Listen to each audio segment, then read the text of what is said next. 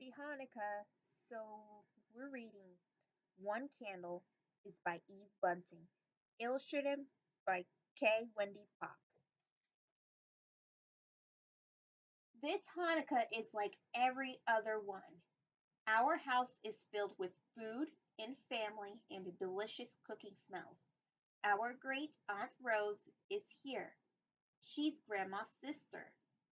There's Mom and Dad. We three kids. And my uncle and his family when Grandma and Grandpa arrive at our house. Dad gets to hug them first. Grandma brings the potato. When I was little, I thought it was to eat or to grate for the lax that Mom makes, but it isn't.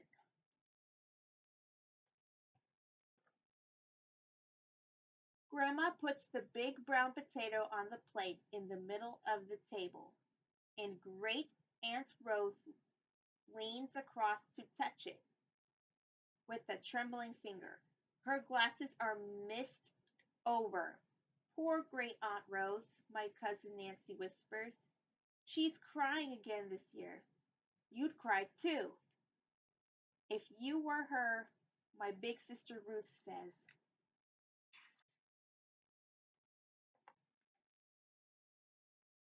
After sunset, we light one candle in the menorah. With a sham smash for the first night of Hanukkah, say special prayers, and take our places at the table. Dad piles our plates with sliced brisket and gravy.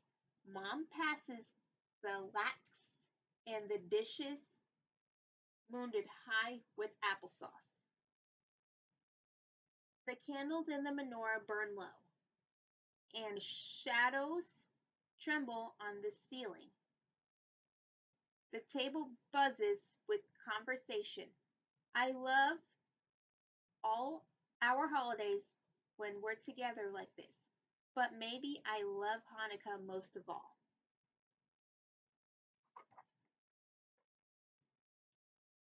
After we've eaten, Mom looks at Grandma. I think it's time. Mama, Grandma nods. Then Dad goes in the kitchen and brings back the things Grandma will need. Grandma takes the small knife and begins to hollow the potato.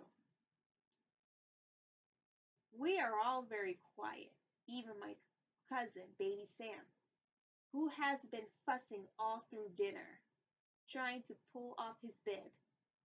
We watch as Grandma piles the small pieces of scooped out potato onto her plate. Tell us now about the bad time.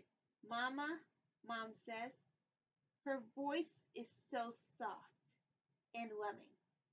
We lean forward. We know this story by heart, but we want to hear it again. To us, this story is Hanukkah.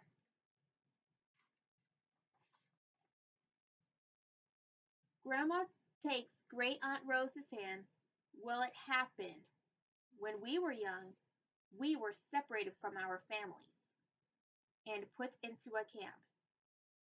It was called Buchenwald. That was in Germany. There was a war on at the time, and the Germans didn't like the Jews. Why? My little sister Bitsy asks, and I remember how one by one we'd all asked that question. Baby Sam will probably ask it next. Grandma shrugs and Grandpa says the Germans didn't like a lot of people. It wasn't only the Jews. Grandpa wasn't in a camp. He met Grandma afterward when she came to America.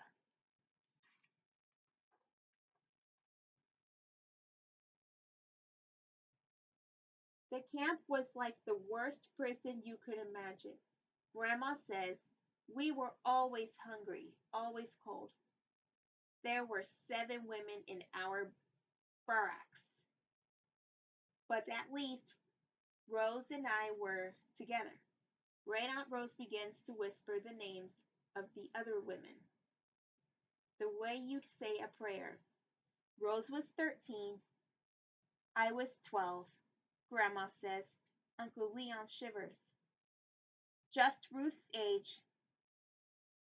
We look at my sister, Ruth, and then at Grandma, trying to imagine.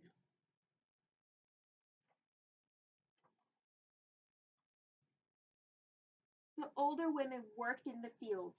Grandma continues. Rose and I worked in the kitchens. We were small and thin. It's a marvel they even kept us. We helped cook for the officers.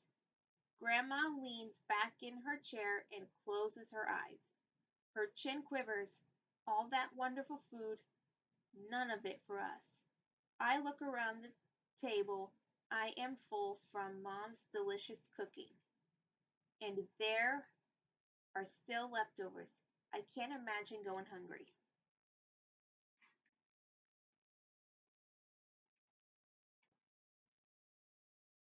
Hanukkah was coming, Grandma says. We knew because we kept the dates on a hidden piece of paper. Working there in the kitchen, I had an idea. Little by little, I smuggled things out. A blob of margarine in a scrap of paper small enough to hide in my hand. Two matches, and on the day before Hanukkah, a potato not as big, a one as this. I brought it out under my skirt. Grandma puts her hand over her heart. Oh, I was so frightened. I thought my chest would burst with fear. The guard at the door looked at me so suspiciously. Aunt Rose walked beside me. She gave me courage.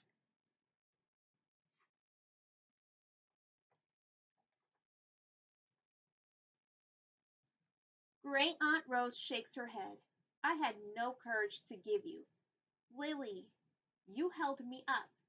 Grandma says, What what would they have done if they'd caught you? Ruth asks.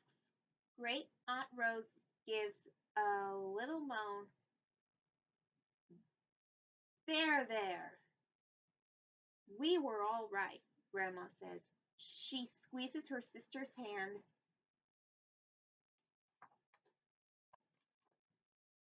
When we got back to the barracks, the women couldn't believe what I'd done. A potato heaven. Were we going to eat it right away? No, that wasn't why I took the risk. Grandma looks around the table at each of us. We know why she took the risk.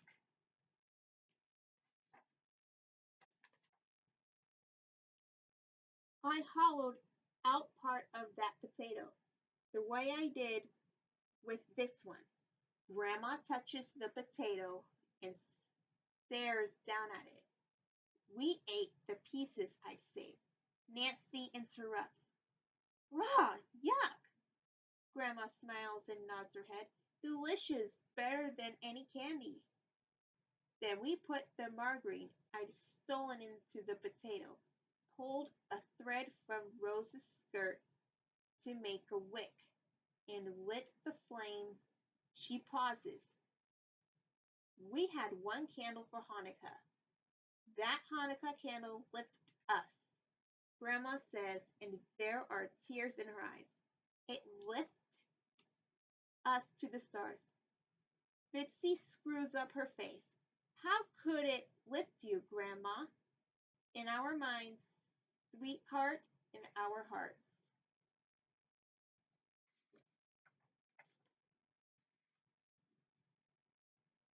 Now we watch as Grandma pours oil into the potato and lights the wick I've made from twisted threads. We have a flame. We have a candle.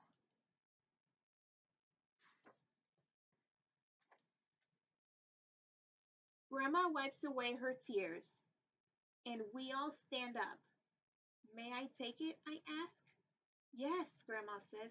I set the candle on the windowsill, and it glows back on itself in the dark glass. We go outside. Dad has switched off the house lights, and the Hanukkah candle has burned itself away on the windowsill. Is this one steady flame?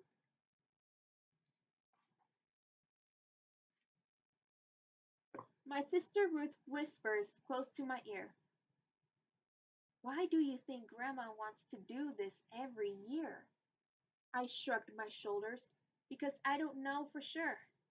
But I think it has to do with being strong in the bad time and remembering it's in the good time. And for the women in Grandma's barracks and the others who didn't live to come out. Grandpa passes the little glasses of sweet wine to the grown-ups and the grape juice to us. We raise the glasses toward the flame. Lichimim, Grandma says, to life, we chant.